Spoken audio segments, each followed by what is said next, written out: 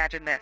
1 in every 25 people is a sociopath, yet only a small fraction of them turn into the monsters we fear, serial killers.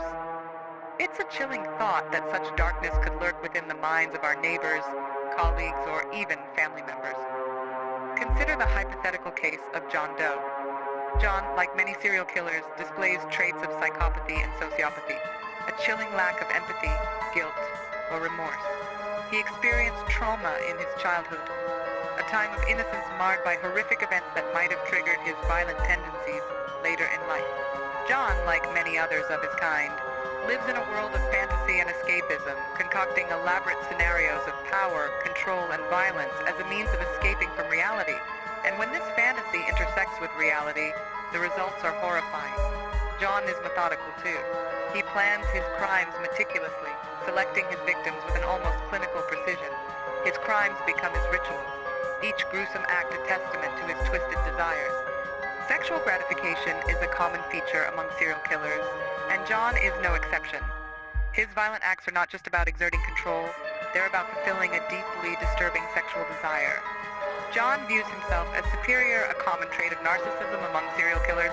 He thrives on the admiration and attention he receives from his heinous acts. He manipulates those around him, his victims, law enforcement, even the media, to further his own dark agenda. John shows no remorse for his crimes.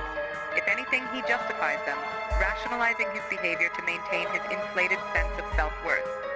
But John is not just impulsive, he's also controlled. He blends into society, avoiding suspicion, his true nature hidden beneath a mask of normalcy. John's actions might be symptomatic of a deeper mental illness, such as antisocial personality disorder or paraphilia. He seeks power and dominance, relishing in the sense of control he has over his victims. He keeps mementos or trophies from his victims, a chilling reminder of his crimes. John's behavior is cyclical. He goes through periods of intense planning and killing, followed by periods of apparent normalcy.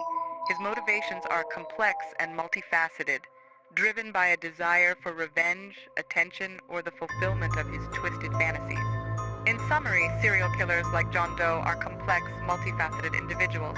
Their traits and behaviors, from psychopathy to childhood trauma, from fantasy to methodical planning, from lack of remorse to complex motivations, paint a disturbing picture of the human capacity for evil. Understanding these traits and behaviors is not about sympathizing with these individuals, but about recognizing the signs and working towards prevention. It's a chilling reality, but one that we must face head-on if we are to protect future victims from the likes of John Doe.